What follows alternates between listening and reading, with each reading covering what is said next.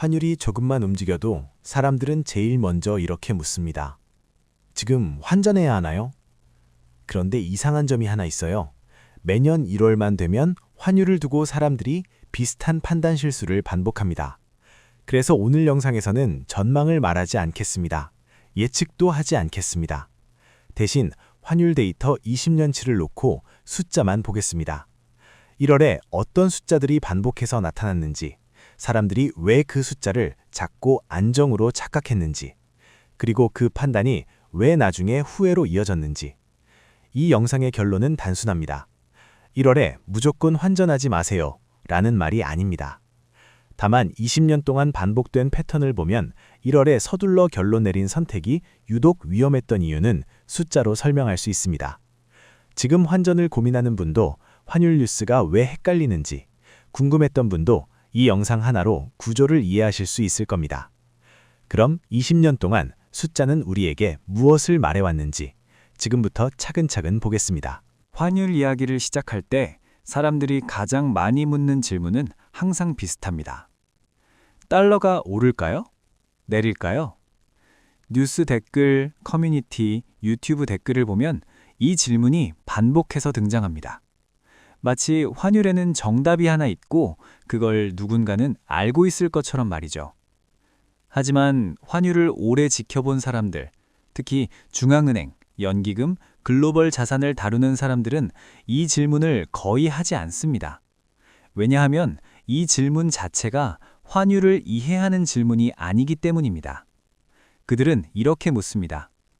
지금 환율을 움직이고 있는 힘은 무엇인가? 이 힘이 계속 유지될 수 있는 구조인가?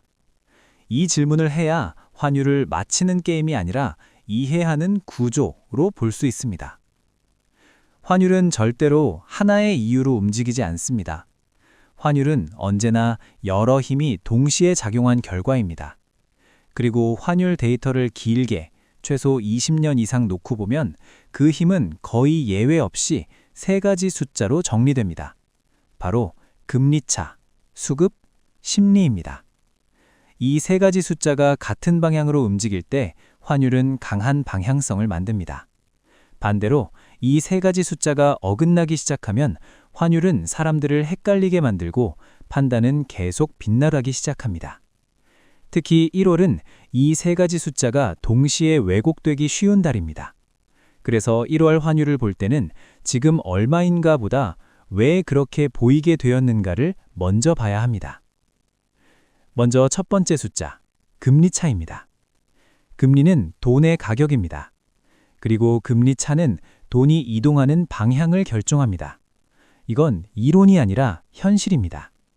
전 미국 연준 의장이었던 앨런 그린스펀은 아주 직설적인 말을 남겼습니다. 자본은 애국심을 갖지 않는다. 수익이 있는 곳으로 이동할 뿐이다. 이 말은 환율의 본질을 가장 단순하게 설명합니다. 달러가 강해지는 이유, 원화가 약해지는 이유는 누군가의 의지나 정책 선언이 아니라 금리 차이라는 중력 때문입니다. 돈은 언제나 더 높은 수익을 주는 쪽으로 움직입니다. 이 원칙은 20년이 지나도 30년이 지나도 변하지 않습니다. 그런데 문제가 있습니다. 바로 1월입니다. 연말이 되면 시장에는 이미 수많은 해석이 쌓입니다. 이제 금리 인상은 끝났다. 다음은 인하다. 이 정도면 충분히 반영됐다. 이런 말들이 뉴스와 리포트를 통해 끊임없이 반복됩니다. 그리고 이 기대는 이미 환율에 반영됩니다. 그 상태에서 1월이 됩니다. 이때 많은 사람들이 이렇게 생각합니다. 이제 방향이 정해졌겠지. 금리는 더 이상 변수는 아니겠지. 하지만 현실에서는 정책이 바뀌지 않았고 금리차도 그대로입니다. 숫자는 변하지 않았는데 사람들의 해석만 앞서서 굳어버립니다. 이게 바로 1월 금리 착시의 시작입니다. 두 번째 숫자는 수급입니다. 환율은 이론이나 전망이 아니라 실제로 달러가 얼마나, 언제, 어떻게 들어오고 나가느냐에 따라 움직입니다. 여기서 꼭 기억해야 할 문장이 하나 있습니다. 수급은 방향의 문제가 아니라 타이밍의 문제다. 1월 초는 수급 측면에서 아주 특이한 시기입니다. 연말 결제가 끝나고 기업과 기관의 외환 포지션 정리가 마무리되고 시장 참여자 자체가 줄어듭니다. 거래량이 줄어들면 환율 숫자는 눈에 띄게 조용해 보입니다. 이때 많은 사람들이 이렇게 말합니다. 환율이 안정됐다. 이제 잡힌 것 같다. 하지만 국제결제은행, 즉 BIS는 연초 환율 안정에 대해 반복해서 같은 경고를 합니다. 연초의 안정은 구조적 변화가 아니라 일시적인 유동성 공백일 가능성이 크다는 겁니다. 쉽게 말하면 달러가 사라진 게 아닙니다. 잠깐 덜 움직였을 뿐입니다. 그런데 사람들은 이 조용함을 방향 전환으로 착각합니다. 이게 두 번째 착시입니다. 마지막 숫자는 심리입니다. 가장 눈에 보이지 않지만 가장 위험한 변수입니다. 노벨 경제학자인 로버트 실러는 금융시장을 이렇게 설명했습니다. 시장은 숫자가 아니라 사람들이 만들어낸 이야기로 움직인다. 1월이 되면 시장은 늘 비슷한 이야기를 만듭니다. 연말을 넘겼으니 이제 안정이겠지. 뉴스가 조용해졌네. 정부도 별말 없네. 하지만 이건 숫자가 바뀐 결과가 아니라 사람들의 긴장이 풀린 결과입니다. 불안이 줄어들면 사람들은 이제 괜찮다는 이야기를 스스로 만들어냅니다. 그리고 그 이야기가 다시 판단을 왜곡합니다. 이게 세 번째 착시입니다. 정리해 보겠습니다. 1월은 금리는 그대로인데 해석이 먼저 굳어지고, 수급은 줄어드는데 안정으로 오해되고, 심리는 이제 끝났다는 이야기를 만들어냅니다. 이 세 가지가 동시에 겹치는 달, 그게 바로 1월입니다. 그래서 1월 환율이 위험한 이유는 환율이 갑자기 나빠져서가 아닙니다. 숫자가 아니라 숫자를 해석하는 방식이 먼저 굳어지는 달이기 때문입니다. 우리는 환율을 움직이는 세 가지 숫자를 확인했습니다. 금리차, 수급, 심리. 그리고 1월은 이 세 가지가 동시에 왜곡되기 쉬운 달이라는 것도 확인했습니다. 이제 남은 질문은 하나입니다. 이게 정말 느낌의 문제가 아니라 데이터로도 반복됐을까? 그래서 이번 파트에서는 전망도 예측도 하지 않고 환율 데이터 20년치를 놓고 오직 반복된 패턴만 보겠습니다. 먼저 전제를 하나 깔고 가야 합니다. 20년 동안 1월 환율이 매번 똑같이 움직인 적은 단 한 번도 없습니다. 상승한 해도 있고 하락한 해도 있고 횡보한 해도 있습니다. 그런데도 불구하고 사람들의 판단이 틀어지는 방식은 놀라울 정도로 비슷했습니다. 이 파트에서 우리가 보는 건 환율의 방향이 아니라 환율을 오해하게 만드는 구조입니다. 첫 번째 공통 패턴은 1월 초 환율이 유난히 조용해 보인다는 점입니다. 데이터를 보면 많은 해에서 1월 초 환율의 변동성은 연말보다 낮아집니다. 하루 변동폭이 줄고 거래량도 감소합니다. 이 숫자만 보면 사람들은 이렇게 생각합니다. 불확실성이 줄었다. 이제 안정 국면이다. 하지만 여기에는 아주 중요한 착시가 숨어 있습니다. 연말은 원래 변동성이 큰 시기입니다. 정책 발언, 금리 이벤트, 결산 이슈가 한꺼번에 몰리기 때문입니다. 그 연말과 비교하면 1월은 상대적으로 조용해 보일 수밖에 없습니다. 이건 안정이 아니라 비교 대상이 달라진 결과입니다. 하지만 사람들은 이 상대적인 차이를 절대적인 변화로 착각합니다. 이게 20년 동안 반복된 첫 번째 착시입니다. 두 번째 공통 패턴은 1월에 나타나는 착시 구간입니다. 데이터를 조금 더 자세히 보면 많은 해에서 1월 초에서 중순 사이에 환율이 일시적으로 안정되거나 소폭 하락하는 구간이 등장합니다.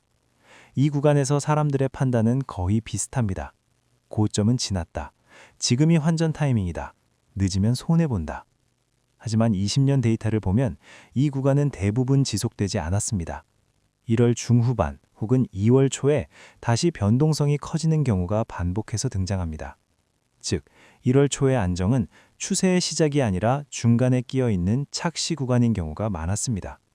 이 착시 구간에서 사람들은 확정된 결론을 내렸고 그 결론은 나중에 부담으로 돌아왔습니다.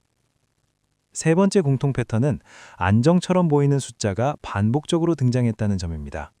이 숫자들은 환율 자체의 변화라기보다 시장 환경의 변화에서 나옵니다. 거래량 감소, 포지션 정리, 연초 관망 심리. 이 세 가지가 겹치면 환율 숫자는 마치 관리되고 있는 것처럼 보입니다. 특히 이 시기에 자주 등장하는 표현이 있습니다. 환율이 안정권에 들어섰다. 문제는 이 표현이 데이터상으로 구조 변화를 의미하지 않았다는 점입니다. 많은 해에서 이 표현이 등장한 이후 환율은 다시 변동성을 키웠습니다. 즉, 안정이라는 단어는 결과가 아니라 사람들의 기대를 반영한 언어였던 경우가 많았습니다. 여기서 중요한 포인트 하나. 환율 데이터는 우리에게 1월에는 항상 나쁘다라고 말하지 않습니다. 대신 이렇게 말합니다. 1월에는 사람들이 같은 방식으로 같은 실수를 반복한다. 이게 핵심입니다. 환율이 문제였던 게 아니라 환율을 해석하는 방식이 매년 비슷하게 흔들렸다는 점입니다. 네 번째 공통 패턴은 판단 시점의 집중입니다. 데이터를 보면 사람들이 환율 판단을 유난히 많이 내리는 시점이 1월 초에 몰려 있습니다. 연말을 넘겼다는 안도감, 새해가 시작됐다는 심리, 뉴스의 공백. 이 세 가지가 겹치면서 사람들은 지금 결론을 내야 할 것 같다는 압박을 느낍니다. 하지만 데이터는 보여줍니다. 이 시점의 판단이 가장 자주 수정됐고 가장 자주 후회로 이어졌다는 점을요. 정리해 보겠습니다. 20년 동안 1월 환율은 항상 달랐습니다. 하지만 1월 환율을 바라보는 사람들의 해석 방식은 거의 같았습니다. 조용해 보이면 안정으로 착각했고 일시적 하락을 추세로 오해했고 이제 끝났다는 언어에 쉽게 안도했습니다. 그리고 그 판단은 시간이 지나면서 반복해서 흔들렸습니다. 이 파트에서 얻어야 할 결론은 아주 단순합니다. 1월 환율의 위험은 숫자 자체가 아니라 숫자를 너무 빨리 의미로 바꾸는 데서 나온다는 점입니다. 그럼 다른 질문은 더 구체적입니다. 사람들이 도대체 어떤 숫자에서 가장 많이 속았을까? 그래서 1월마다 반복해서 등장한 사람들을 속였던 숫자들을 하나씩 짚어보겠습니다. 우리는 20년 환율 데이터를 통해 중요한 사실 하나를 확인했습니다. 1월 환율이 항상 같은 방향으로 움직인 건 아니지만 사람들이 환율을 해석하는 방식은 놀라울 정도로 비슷했다는 점입니다. 이번 파트에서는 그 해석이 구체적으로 어떤 숫자에서 틀어졌는지를 살펴보겠습니다. 사람들은 막연하게 판단을 잘못했다고 말하지만 실제로는 특정 숫자에서 반복해서 속았습니다. 첫 번째로 가장 많이 착각한 숫자는 단기 환율 하락입니다. 1월 초 환율 데이터를 보면 여러 해에서 공통적인 장면이 등장합니다. 환율이 며칠 혹은 1, 2주 정도 눈에 띄게 내려가는 구간입니다. 이때 사람들의 반응은 거의 같습니다. 고점은 이미 지났다. 이제 내려가는 흐름이다. 지금 환전 안 하면 늦는다. 하지만 이 단기 하락을 20년 데이터로 놓고 보면 대부분의 경우 추세의 시작이 아니었습니다. 연말에 쌓였던 수급이 잠시 비어 있었거나 거래량이 줄어든 상태에서 작은 움직임이 과장돼 보인 경우가 많았습니다. 즉, 숫자는 내려갔지만 구조는 바뀌지 않았던 겁니다. 그럼에도 불구하고 사람들은 이 단기 하락을 확정된 방향으로 해석했습니다. 이게 첫 번째 착각입니다. 여기서 중요한 점 하나. 사람들은 하락했다는 사실보다 하락했다는 느낌에 더 빨리 반응합니다. 특히 1월에는 연말의 긴장이 풀린 상태이기 때문에 작은 하락에도 의미를 크게 부여합니다. 데이터상으로 보면 이 시점의 판단은 나중에 가장 많이 번복됐습니다. 두 번째로 많이 착각한 숫자는 거래량 감소입니다. 거래량은 사용 참여자의 숫자입니다. 거래량이 줄어들면 가격은 자연스럽게 안정돼 보입니다. 이때 사람들은 이렇게 말합니다. 이제 시장이 진정됐다. 변동성이 줄었다. 하지만 거래량 감소는 안정을 의미하지 않습니다. 오히려 관망이 늘어났다는 신호일 수 있습니다. 20년 데이터를 보면 거래량이 크게 줄어든 뒤 다시 늘어나는 시점에 환율 변동성이 급격히 커진 경우가 여러 차례 반복됐습니다. 즉, 조용함은 문제 해결이 아니라 문제 연기의 경우가 많았습니다. 그럼에도 불구하고 사람들은 거래량 감소를 안정의 증거로 받아들였습니다. 이게 두 번째 착각입니다. 세 번째로 많이 착각한 숫자는 정부와 기관 발언이 등장한 시점입니다. 1월 초에는 유독 이런 표현들이 자주 등장합니다. 환율은 안정적으로 관리되고 있다. 과도한 변동성은 없다. 시장 상황을 면밀히 보고 있다. 이 발언들이 나오는 시점을 데이터로 겹쳐보면 흥미로운 점이 있습니다. 많은 경우 이 발언은 환율 변동이 끝났을 때가 아니라 잠시 숨을 고르는 구간에 나왔습니다.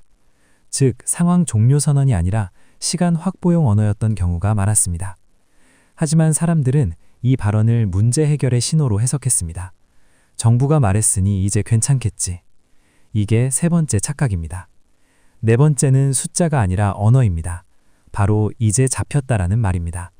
이 문장은 환율이 급등했을 때마다 반복해서 등장했습니다. 그리고 놀랍게도 20년 동안 이 문장이 나온 직후 환율이 완전히 안정된 경우는 거의 없었습니다. 이 표현은 환율이 진짜 잡혔다는 의미라기보다 사람들이 안도하고 싶어 할 때 등장한 언어에 가까웠습니다. 하지만 사람들은 이 언어를 확정 신호로 받아들였습니다. 이게 네 번째 착각입니다. 여기서 중요한 정리가 필요합니다. 사람들이 1원에 착각한 건 환율이 아닙니다. 숫자의 의미였습니다. 단기 하락을 추세로 착각했고 거래량 감소를 안정으로 오해했고 발언의 타이밍을 해결 신호로 받아들였고 안도의 언어를 확정으로 믿었습니다. 이 네 가지 착각은 20년 동안 형태만 바뀌었을 뿐 계속 반복됐습니다. 그래서 1월 환율을 볼 때 가장 위험한 질문은 이겁니다. 지금 환율이 얼마인가? 가장 중요한 질문은 이겁니다. 이 숫자가 왜 이렇게 보이게 되었는가? 이 질문을 하지 않으면 사람들은 매년 비슷한 숫자에서 비슷한 결론을 내리게 됩니다. 정리해 보겠습니다. 1월에 사람들을 속인 건 특별한 사건이 아니라 익숙한 숫자들이었습니다. 그래서 더 위험했습니다. 눈에 익숙하기 때문에, 설명하기 쉽게 보이기 때문에 사람들은 의심하지 않았습니다. 그리고 그 결과는 20년 동안 여러 번 반복됐습니다. 사람들이 1월에 어떤 숫자에서 반복해서 착각했는지를 봤습니다. 이제 한 단계 더 들어가 보겠습니다. 이번 파트에서 볼 건 1월은 위험하다라는 막연한 말이 아니라 언제, 어떤 순간에 실제 손해가 집중됐는지입니다. 20년 데이터를 보면 환전 판단이 특히 위험해졌던 시점에는 공통적인 신호가 있었습니다. 이 신호들은 하나만 봐서는 잘 보이지 않지만 겹치기 시작하면 사람들의 판단을 빠르게 몰아붙였습니다. 첫 번째 위험 신호는 금리 동결 혹은 인하 착시입니다. 많은 해에서 1월은 금리 변화가 실제로 일어나지 않는 시기였습니다. 정책 금리는 그대로인데 시장은 이미 다음 단계를 상상하기 시작합니다. 이제 인하는 확정이다. 더 이상 올릴 이유는 없다. 이때 사람들은 금리 변수는 끝났다고 판단합니다. 하지만 데이터로 보면 이 판단은 너무 빨랐습니다. 금리 자체는 그대로였고 금리 차도 유지됐지만 사람들은 미래의 결론을 현재의 사실처럼 받아들였습니다. 이 착시가 생긴 직후 환전이 몰렸고 그 이후 환율이 다시 움직이면서 부담이 커진 경우가 여러 차례 반복됐습니다. 즉, 금리가 바뀐 게 아니라 사람들의 기대가 판단을 앞질렀던 순간이 첫 번째 위험 구간이었습니다. 두 번째 위험 신호는 달러 수요의 재유입 타이밍입니다. 앞선 파트에서 말했듯 1월 초에는 수급이 비어있는 경우가 많습니다. 그래서 시장은 조용해 보입니다. 문제는 이 조용함이 영원하지 않다는 점입니다. 20년 데이터를 보면 1월 중순 이후 혹은 2월 초에 달러 수요가 다시 한꺼번에 들어오는 시점이 반복해서 등장합니다. 이 수요는 수출입 결제, 기업 해지, 기관 포지션 재구성 등 아주 현실적인 이유에서 발생합니다. 하지만 사람들은 이 재유입을 미리 고려하지 않았습니다. 왜냐하면 이미 1월 초에 결론을 내려버렸기 때문입니다. 이제 안정이다. 더 오를 이유가 없다. 이 상태에서 달러 수요가 다시 붙으면 환율은 사람들의 예상과 반대로 움직입니다. 그리고 이때 사람들은 이렇게 말합니다. 생각보다 빨리 움직이네. 이럴 줄은 몰랐다. 하지만 데이터는 보여줍니다. 이건 예외적인 사건이 아니라 20년 동안 반복된 장면이었다는 걸요. 세 번째 위험 신호는 글로벌 이벤트의 후행 반영입니다. 글로벌 금융시장은 한국 시장보다 24시간 먼저 움직입니다. 연말에는 글로벌 이벤트가 연이어 발생하지만 그 영향이 환율에 전부 반영되지 않은 채 연말을 넘기는 경우가 많습니다. 그리고 그 여파가 1월 중후반에 한꺼번에 반영됩니다. 이때 많은 사람들이 이렇게 말합니다. 갑자기 왜 이래? 연말엔 괜찮았잖아. 하지만 데이터로 보면 이건 갑작스러운 변화가 아니라 미뤄졌던 반응에 가깝습니다. 문제는 사람들이 이 시점을 전혀 대비하지 않았다는 점입니다. 이미 1월 초에 안정이라는 결론을 내려버렸기 때문입니다. 이게 세 번째 위험 순간입니다. 네 번째 위험 신호는 여러 신호가 동시에 겹친 순간입니다. 20년 데이터를 보면 실제 손해가 컸던 시점은 항상 하나의 변수 때문이 아니었습니다. 금리 기대 착시, 수급 재유입, 글로벌 이벤트 반영, 이 세 가지가 거의 동시에 겹친 순간에 환전 판단이 가장 위험해졌습니다. 이때 사람들의 공통 반응은 이렇습니다. 이 정도면 예외다. 이번엔 다른 경우다. 하지만 시간이 지나고 보면 이 순간들이야말로 가장 전형적인 패턴이었습니다. 여기서 중요한 정리가 필요합니다. 1월 환전이 특히 위험해졌던 순간은 환율이 가장 높았을 때가 아닙니다. 오히려 환율이 안정돼 보이던 순간, 사람들이 이제 괜찮다고 확신하던 순간이었습니다. 이 확신이 판단을 앞당겼고 판단이 리스크 관리 없이 결정으로 이어졌습니다. 그래서 이 파트에서 반드시 기억해야 할 문장은 이겁니다. 1월 환율의 위험은 급등이 아니라 안도감에서 시작된다. 이 안도감이 사람들을 가장 취약하게 만듭니다. 정리해 보겠습니다. 20년 데이터가 말해주는 1월의 위험한 순간들은 모두 공통점을 갖고 있습니다. 숫자가 나빠서가 아니라 숫자가 좋아 보였기 때문에 사람들이 서둘렀다는 점입니다. 그리고 그 서두름은 여러 해에 걸쳐 비슷한 결과를 만들었습니다. 20년 환율 데이터를 통해 하나의 공통된 흐름을 확인했습니다. 1월 환율은 늘 같지 않았지만 1월 환율을 대하는 사람들의 판단 방식은 놀라울 정도로 비슷했습니다. 서두르고 확신하고 그리고 나중에 판단을 수정했습니다. 그래서 이제 이 질문으로 넘어가야 합니다. 그렇다면 우리는 1월에 어떻게 행동해야 할까? 여기서 먼저 아주 중요한 전제를 분명히 하고 가겠습니다. 1월에 환전하지 말라는 말은 정답이 아닙니다. 그리고 1월에 환전하면 무조건 손해라는 말도 아닙니다. 이 파트의 목적은 사람들에게 결정을 강요하는 게 아니라 결정을 관리하는 기준을 제시하는 데 있습니다. 그래서 내가 1월엔 기다린다고 말하는 이유는 단 하나입니다. 1월은 판단을 내려야 할 달이 아니라 판단을 유예해야 할 달이기 때문입니다. 이 말이 무슨 뜻인지 하나씩 풀어보겠습니다. 첫 번째 기준은 환전 목적의 분리입니다. 환전을 이야기할 때 사람들은 이걸 하나로 묶어 생각합니다. 하지만 실제로는 전혀 다른 성격의 목적이 섞여 있습니다. 여행, 유학, 결제, 생활비 같은 필수 목적 환전과 투자, 자산 분산, 해지 같은 전략 목적 환전은 완전히 다른 판단 기준을 가져야 합니다. 필수 목적 환전은 타이밍보다 확실성이 중요합니다. 필요한 시점이 정해져 있다면 환율을 맞추려고 기다리다 더 큰 변동을 맞는 게 오히려 위험할 수 있습니다. 반대로 전략 목적 환전은 타이밍보다 구조가 중요합니다. 지금 환율이 왜 그렇게 보이는지, 이 구조가 지속 가능한지부터 확인해야 합니다. 1월은 이 두 목적을 가장 쉽게 혼동하게 만드는 달입니다. 그래서 나는 1월에 결정을 늦춥니다. 두 번째 기준은 분할과 몰빵의 차이입니다. 20년 데이터를 보면 사람들이 가장 크게 흔들린 순간은 환율이 가장 극단적일 때가 아니라 결정을 한 번에 내렸을 때였습니다. 지금이야. 이번이 기회야. 이 말이 나오는 순간 대부분의 결정은 몰빵에 가까워집니다. 하지만 환율은 단일 이벤트가 아니라 시간의 함수입니다. 그래서 내 전략은 아주 단순합니다. 결정을 한 번에 하지 않는다. 의견을 나눠서 반영한다. 시간을 아군으로 만든다. 특히 1월에는 분할의 가치가 훨씬 커집니다. 왜냐하면 1월은 변수들이 아직 완전히 드러나지 않은 달이기 때문입니다.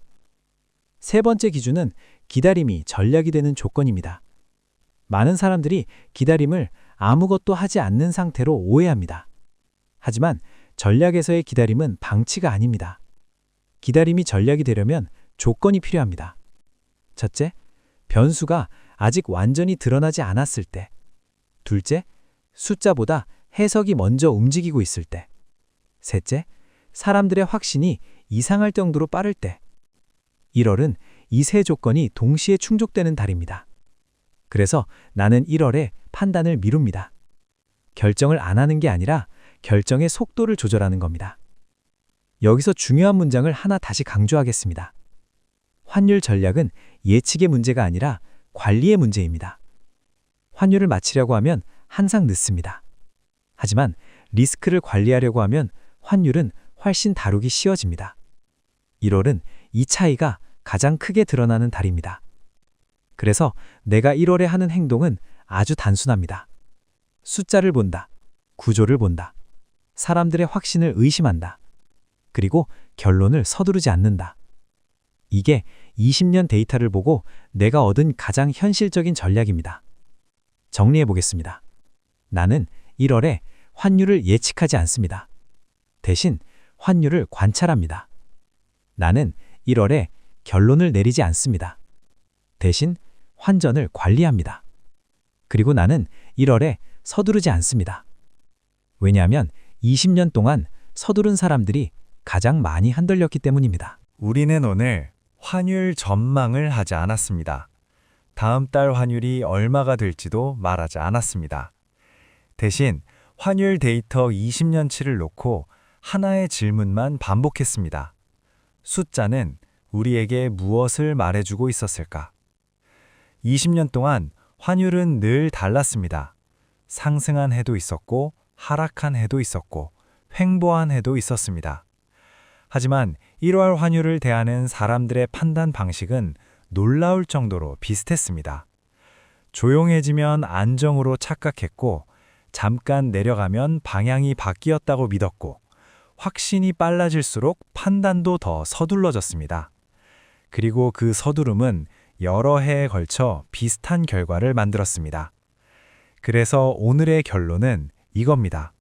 환율은 맞히는 게임이 아닙니다. 환율은 관리하는 대상입니다. 특히 1월은 판단을 내려야 할 달이 아니라 판단을 유예해야 할 달입니다. 숫자가 나쁘게 보여서가 아니라 숫자가 좋아 보일수록 더 조심해야 하는 달이기 때문입니다. 20년 데이터는 이미 여러 번 이 사실을 말해주고 있었습니다. 이 영상이 환율을 이해하는 데 조금이라도 도움이 되셨다면 구독과 좋아요로 같이 공부해주세요. 댓글로는 이렇게 남겨주셔도 좋겠습니다. 1월에 가장 헷갈렸던 숫자, 혹은 가장 착각하기 쉬웠던 판단. 여러분의 경험이 다른 분들에게도 큰 도움이 됩니다. 앞으로도 어렵게 말하지 않고 숫자로 이해하는 경제 이야기를 계속하겠습니다. 다음 영상에서 또 같이 보겠습니다.